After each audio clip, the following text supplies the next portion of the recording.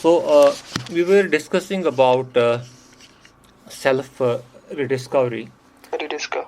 So it is actually, when we often people travel, they travel in groups. Suppose a family will decide to undertake a tour, तो उसमें बच्चे, spouse, husband वो इकट्ठे बनाते हैं plan घूमने का. या कभी क्या होता है, फ्रेंड्स प्लान टूर, कुछ दोस्त मिलके डिसाइड करते हैं कि हम कहीं घूमने के लिए जाएं. तो लेकिन जब हम बात करते हैं सेल्फ रिडिस्कवरी की, तो उसमें जो रिसर्च हैं, जो किया गया है उन ट्रैवलर्स पे जो फैमिलीज़ में, ग्रुप्स में, फ्रेंड्स के साथ ट्रैवल करते हैं, और उन ट्रैवलर्स पे जो सोलो ट्रैवल करते हैं. Solo travel. अकेले. Solo means they travel alone. मतलब alone in the sense, for example, anybody will decide and he will leave his home for travel. He will take his bag and leave. Then what he will do, he will go to different places. तो उसमें क्या होता है, उसमें ये experience देखी गई है कि वहाँ पे जो सोलो ट्रैवल एक्सपीरियंस है वो सेल्फ रिडिस्कवरी में ज़्यादा इफ़ेक्टिव रहती है. और वो इसलिए कि जब कोई फैमिली के साथ या फ्रेंड्स के साथ ट्रैवल करता है तो डेफिनेटली उसका जो एक जो वो साथ लेके जाता है, सपोज पूरी फैमिली इकट्ठे गई तो लगभग फैमिली के कंसर्न्स पूरे साथ हैं. या इसी तरीके से फ्रेंड सर्कल गया तो अपने वो जो कंसर्न्स हैं, डे टू डे चीज़ें, वो बिल्कुल साथ साथ वो वहाँ भी डिस्कस होते हैं उसमें. तो उसमें उतना मौका नहीं मिलता है कि जो अपने आप को रिडिस्कवर करने का, इंट्रोस्पेक्ट करने का. लेकिन सोलो ट्रैवल में ये देखा गया है कि वहाँ पे एक ट्रैवलर को अपने आप पे फोकस करने का ज़्यादा मौका मिलता है.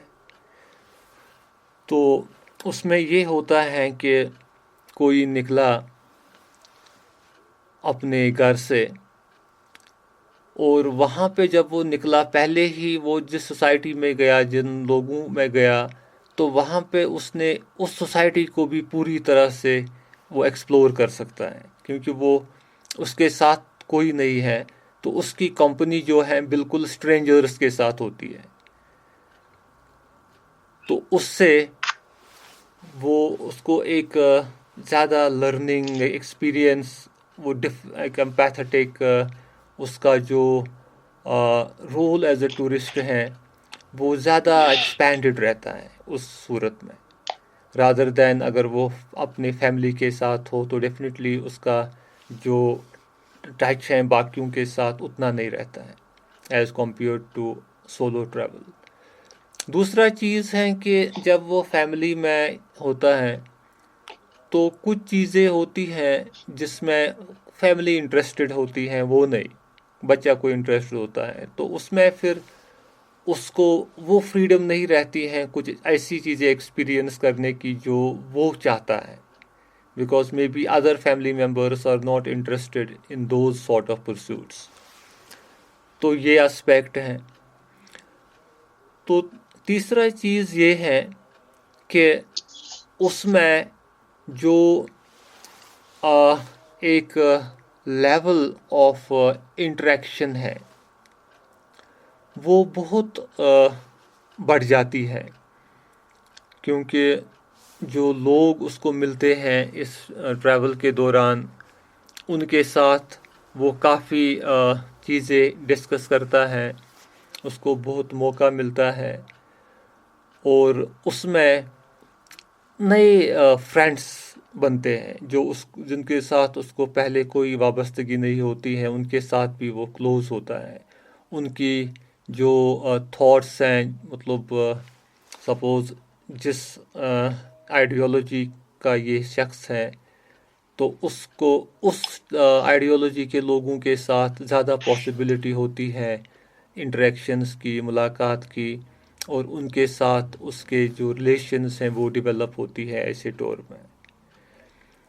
और उसमें ये चीज़ है कि वो डिस्कम्फर्ट में भी कंफर्ट फील करता है, क्योंकि when we talk about solo travellers, तो नेचुरली अगर कोई फैमिली में जाता है टूर के लिए तो वो ज़्यादा देखता है कि सपोज़ ऐसी एकोमोडेशन वो लेता है जहाँ पे उसकी फैमिली कंफर्टेबल फील करे, बच्चे हैं बाकी, तो वो ऐसी एकोमोडेशंस, ऐसी जगहों को बैठना पसंद करेगा। लेकिन जब वो अकेला है तो उसको वो कंसर्न उतना नहीं रहता है। अकेले में वो सपोज़ कभी किसी धर्मशाला में भी रात स्पेंड कर सकता है जैसे। और वहाँ पे वो डिस्कम्फर्ट में भी कंफर्ट फील करेगा, बिकॉज उसमें उसको वहाँ पे ऐसे लोगों के साथ मुलाकात होगी जिनके साथ मिलके उसको एक्सचेंज ऑफ थॉट्स होगा, सेल्फ इंट्रोस्पेक्शन का ज़्यादा मौका मिलेगा, तो वो उसमें उस डिस्कम्फर्ट में कंफर्ट फील करेगा। जैसे मैंने Yes, sir. आपको वो स्टोरी एक सुनाई थी, the monk who sold his Ferrari, isn't it? तो उसमें भी वो Yes, sir. एक सोलो ट्रैवल अंडरटेक करता है when he leaves Europe and comes to India, and then he travels along the villages, along far-flung villages of India, and was in search of some sort of sages who can uh, provide him the real guidance of life. तो फिर वो Himalayas में जाता है और Himalayas में वो search करता है when he is able to find some group of sages who give him life changing advice. तो ऐसी चीज़ें Yes, जो sir. हैं वो पॉसिबल होती हैं सोलो ट्रैवल में। और सोलो ट्रैवलर्स जो हैं उन्होंने जो एक्सपीरियंसेस शेयर की हैं अपने ट्रैवल के बाद, वो रियली थॉट प्रोवोकिंग है। मतलब उनके जो जो ट्रैवलॉग्स हैं, जो उन्होंने डिटेल्स लिखी हैं अपने ट्रैवल के बाद, तो उन्होंने ऐसे इंसिडेंट्स उसमें मेंशन किए हैं जो काफ़ी मतलब जिससे वो ये कहते हैं कि हमारी लाइफ बिल्कुल चेंज हो गई, हमारी जो थिंकिंग है एब्सोल्युटली चेंज हो गई।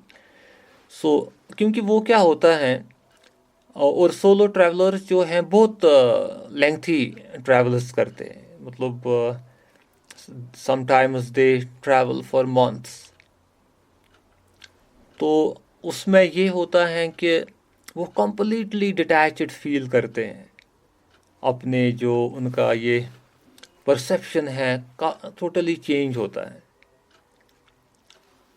उनका जो अप्रोच है, जो पहले होता था लाइफ का, सपोज़ किसी का अप्रोच, हम विल टॉक अबाउट ईगो, बाकी सारी चीज़ें, प्राइडनेस होती थी पहले, बाकी सारी चीज़ें होती थी जो उन्होंने अपने एक्सपीरियंसेस में लिखा है।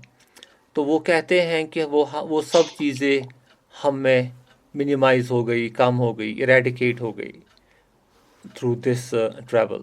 Suppose there are some travellers who come from Europe, तो फिर वो इंडिया में घूमे। इंडिया में सपोज एक जगह है दैट इज़ अमृतसर। तो अमृतसर Yes, sir. में सरदारों का सबसे बड़ा जो टेम्पल है, Golden. गुरुद्वारा है, गोल्डन टेम्पल है। वहाँ पे Yes, लगभग मुझे लगता है सबसे ज़्यादा वो ऐसी जगह है, मुझे लगता है पहले के दूसरे नंबर पे वर्ल्ड में, जहाँ एवरेज में, मतलब ऑन एवरेज पर दिन बहुत सारे लोग विज़िट करते हैं। तो उसका एक ये वजह है कि वहाँ पे खाली सिख कम्युनिटी के लोग नहीं विज़िट करते हैं, वहाँ पे हर कोई विज़िट करता है। और Yes, sir. वहाँ पे जो गुरु का लंगर है, वहाँ उसको बोलते हैं गुरु का लंगर, मतलब वहाँ पे truck loads of rice, pulses, vegetables बनती हैं रोज़। और वो भी एक रिकॉर्ड है जो वहाँ पे वो पकाने का बर्तन है, वो उतना बड़ा है मकान जैसा, जिसमें ना वो पकाते हैं वो Yes, चावल। sir. क्योंकि वहाँ पे क्या है, वहाँ पे हर कोई शख्स खा सकता है, जितना उसको मन करे वो खा सकता है, क्योंकि वहाँ पे फ्री लंगर चलता है 365 डेज अ ईयर, और हमेशा वो चलता रहता है। तो वहाँ पे हज़ारों में लाखों में लोग खाना खाते हैं, भोजन करते हैं, और हाइजीनिकली बनाते हैं वो खाना, क्योंकि वहाँ पे क्या है कि जो वो फॉरेनर्स आते हैं इंडिया, तो वो भी वहाँ पे जाते हैं और उस गुरु के लंगर में खाना खाते हैं। हालांकि उसमें बहुत सारे रिच लोग होते हैं जो काफ़ी एलीट क्लास को भी बिलोंग करते हैं, लेकिन वहाँ पे उन्होंने भी एक्सपीरियंस किया है वहाँ की मील्स कंज्यूम करना, and then they have written about that कि how satisfied we felt after having meals over there. और उसमें उन्होंने ये एक्सपीरियंसेस भी लिखी हैं अपनी कि क्योंकि वहाँ पे ये चीज़ है कि सपोज़ कोई फैमिली जाती है, लोकल फैमिली भी, या कोई बाहर की, उस वहाँ पर कोई ऐसा नहीं है, क्योंकि वहाँ पे कुछ लोग हैं जो लंगर के साथ परमानेंटली जुड़े हैं, एक किस्म के एम्प्लॉयज़ जो ना बनाते हैं, कुक्स हैं बाकी। लेकिन उसके अलावा वहाँ पे रोज़ वॉलंटियर्स आते हैं, वॉलंटियर्स होती हैं। सपोज़ कोई फैमिली गई, उन्होंने बोला कि चलो आज हम गुरुद्वारा जाएंगे, तो फिर वहाँ पे वो घर से लोग चीज़ें भी लेते हैं, कोई दाल की का पैकेट, कोई बड़ा बैग, जैसे मैंने बोला कोई पूरी ट्रक लेके आता है, जो जिसको चाहे वो लेके जाता है, और कोई खाली भी जाता है, कोई बंदिश नहीं है किसी को साथ कुछ होना चाहिए, तो दैट इज़ ऑल वॉलंटरी। तो फिर वहाँ पे सपोज़ कोई लेडी आ गई, वो गई तो उसने वहाँ पे एक सेक्शन होता है जहाँ पे आटा गूंथते हैं, मतलब ना वहाँ पे वो रोटियाँ वोटियाँ पेड़े जैसे बनते हैं, तो वो पार्टिसिपेट करती हैं, हाथ वाथ धो के जाती हैं। तो वो वहाँ पे घंटा 2 घंटा, जितना उसको 10 मिनट, कोई 15 मिनट, कोई पूरे दिन, जिसको जो चाहिए वो वहाँ पे सेवा के लिए जाते हैं, सर्विस के लिए काम करते हैं। इसी तरीके से कोई जाता है तो वो वहाँ पे, वहाँ जहाँ पे डिश वॉशिंग होती है, वहाँ पे 5 मिनट, 10 मिनट, 15 मिनट, घंटा, 2 घंटा, जितना टाइम होगा वहाँ पे बर्तन धोने का काम करते हैं। तो कोई जाता है वो वहाँ पे, जैसे वो पोछा मारते हैं ना इसको, फ्लोर को, तो बड़े मेटिकुलसली वो वहाँ पे उठाते हैं, वहाँ पे वो सिस्टम लगा होता है, मतलब कोई कन्फ्यूजन नहीं होता है, तो वो वहाँ पे वो साफ़ करते हैं। और कुछ लोग बाहर बैठते हैं, जहाँ पे ना ये लोग पिलग्रिम्स आते हैं अंदर के लिए, क्योंकि वहाँ पे जगह है पूरी, टोकन सिस्टम है, मतलब पैसा नहीं देना होता है वहाँ पे शूज़ के लिए, लेकिन इसलिए कि कोई एक्सचेंज मत हो जाएगा किसी का, क्योंकि बहुत सारे लोग जाते हैं, तो इसलिए वो प्लांट होता है वहाँ पे जहाँ शूज़ रखते हैं। तो कोई वहाँ पे जाता है और वहाँ पे वो बैठ के शूज़ लोगों के साफ़ करता है। Got it? वो वहाँ पे बैठता है, सपोज़ कोई घंटा बैठेगा, कोई 15 मिनट बैठेगा, 2-3 जूते साफ़ करेगा, कोई 10 जूते साफ़ करेगा, कोई जितना जिसको टाइम है, जितना जिसको मूड है करने का, तो वो वहाँ पे बैठ के वो जूते साफ़ करते हैं उन लोगों के जो अंदर हैं। फिर जो अंदर से निकलते हैं उनके जूते साफ़ किए होते हैं, वो किसी ने किए होते हैं वहाँ पे। तो ये जो चीज़ें हैं यहाँ पे, सबसे जो यहाँ पे माना जाता है काम, जो लोगों का परसेप्शन है, जो माना जाता है ना, मतलब छोटा काम, वो है यहाँ पे जूते साफ करने का काम, है ना? तमिस छना वनान Yes, ये sir. वनान कशिर पठ तमिस बहुत तुलिस करान, मतलब ये काम यवान सोसाइटी में मानना, ये थोड़ा जैसे बोलते हैं कि ये जूते साफ करने वाला। लेकिन वो फ़लसफ़ा जो है एक्चुअली वहाँ पे जो जूते साफ़ करते हैं वो बिलियनर्स भी होते हैं, करोड़पति लोग, या बड़े बड़े जो professional jurists, even even supreme court का जो जज है वो बैठता है और जूते साफ करता है। Got it? तो उसका मतलब क्या है एक्चुअली? उसका मतलब है कि जो इंसान में एक प्राइड डेवलप होता है। सपोज़ कोई बहुत अमीर आदमी है और उसको फिर माइंड में कुछ ईगो जैसे कुछ प्राइड डेवलप होता है, तो ऐसा करने से क्या होता है, वो चीज़ उसमें कम हो जाती है। जब वो बैठेगा और किसी के शूज़ साफ़ करेगा, तो आपको नहीं लगता है कि ऑटोमेटिकली जो प्राइड है उसमें कमी लगेगी? तो वो Yes, sir. लॉजिक है वैसी एक्टिविटीज़ का। या इसी तरीके से अंदर सेवा करना, फिर कोई सर्व करता है, जो बैठे होते हैं उनको आगे सपोज़ किसी को और रोटी खानी है तो वो रोटियां लेके होते हैं वहाँ पे सर्व। तो ऐसे चीज़ों से जो वो लोग वहाँ पे गए जिन्होंने ऐसा कभी देखा ही नहीं था अपनी जगह, अपनी लाइफ में, और फिर उन्होंने सम अप किए ये एक्सपीरियंस कि हमको कितना अच्छा लगा ये चीज़ करना, और हमने देखा, वो ऑब्जर्व करते थे लोगों को ये करते हुए। इवन गोल्डन टेम्पल की ही बात करेंगे, मर्सिडीज़, ऑडीज़, ये जो हैं ये पॉर्श, जो करोड़ों की गाड़ियों में लोग आते हैं वहाँ पे, और फिर थोड़ी देर बैठ के लोगों के जूते साफ करते। तो ये चीज़ें जब उन्होंने देखा तो उनमें ये चीज़ लगा कि हाँ, लाइफ में जो थिंकिंग प्रोसेस है उसमें चेंज आ गई। लाइफ का जो एक इक्वलिटी का कॉन्सेप्ट माइंड में डेवलप हो गया। मे बी तब तक वो किसी और नज़र से कोई देखता था जूते साफ करने वाले को, लेकिन जब वहाँ उस थोड़ी देर वो खुद ऐसे काम में गया, फिर वो बाहर निकला, उसका परसेप्शन जूते साफ करने वाले की ओर बदल गया।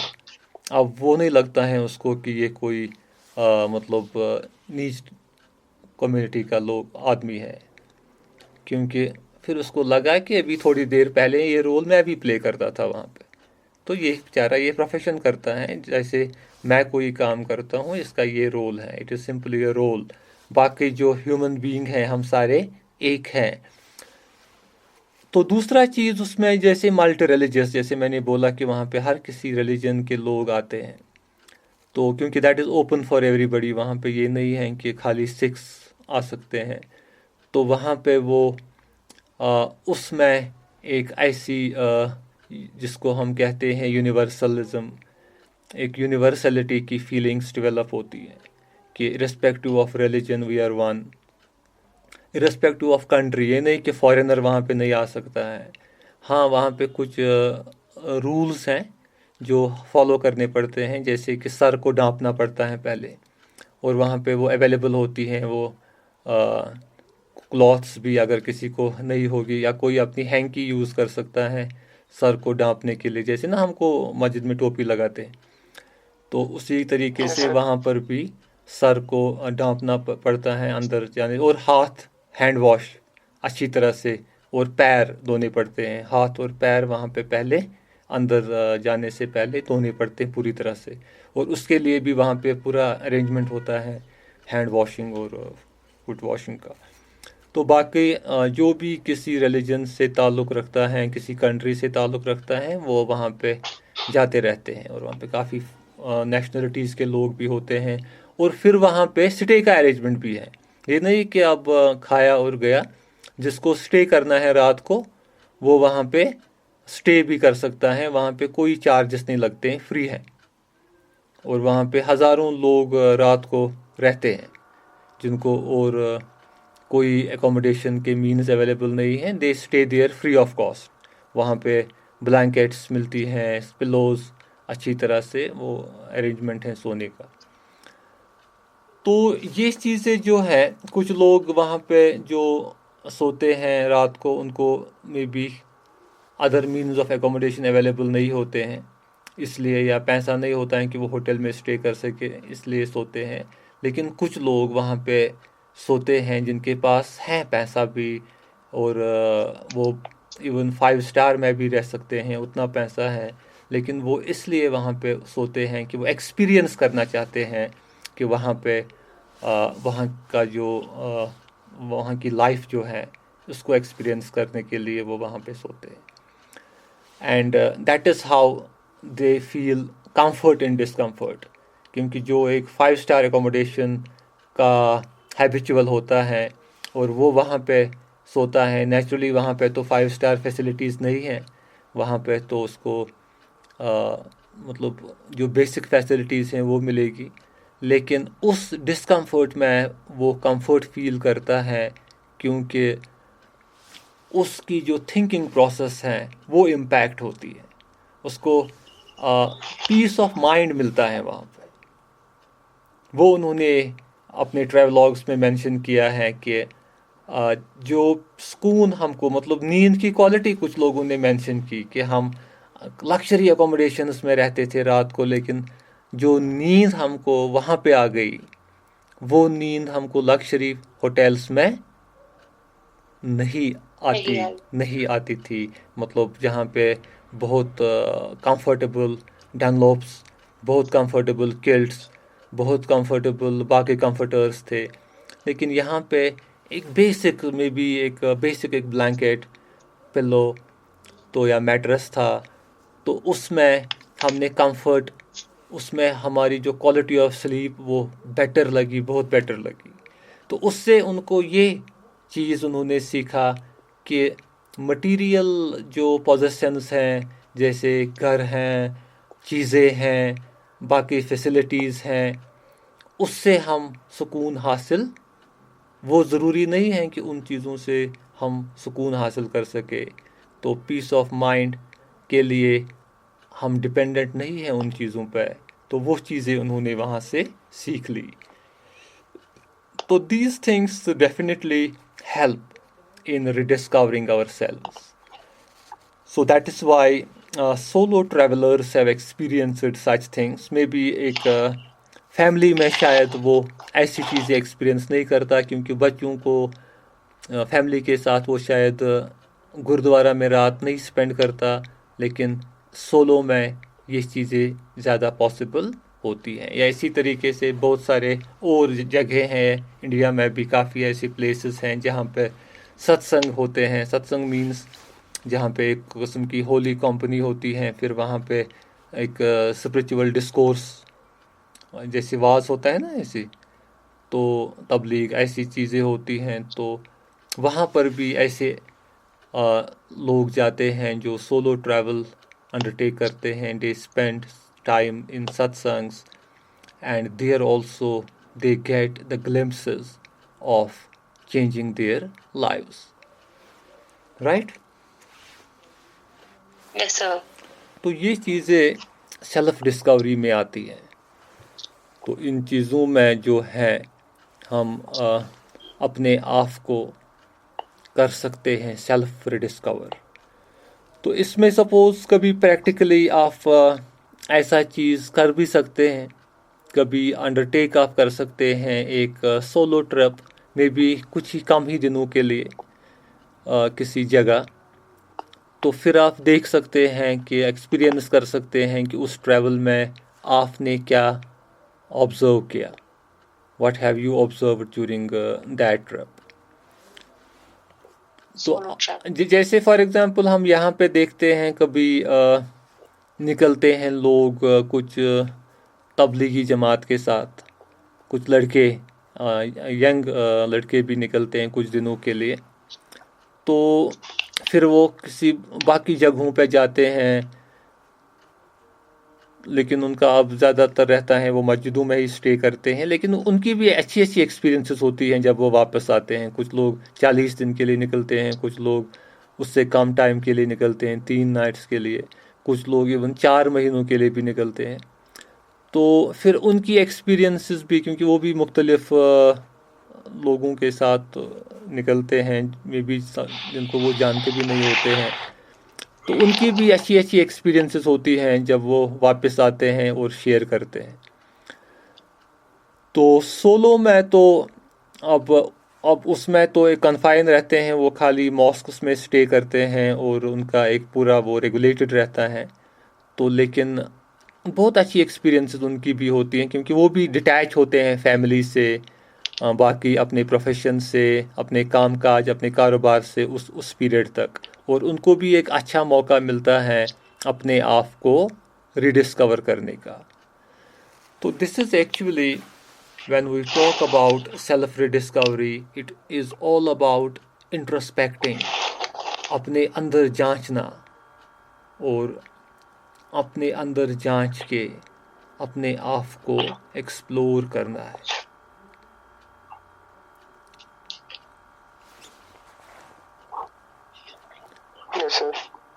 So anything you would like to discuss on this topic? Now it is open for discussion. जो आप कोई एक्सपीरियंस हैं अपनी जो आप शेयर करना चाहोगे या कोई चीज़ जो आप इस रिलेटेड पूछना चाहोगे, तो it will be good to have some time for discussion, because such topics are well taken when they are discussed.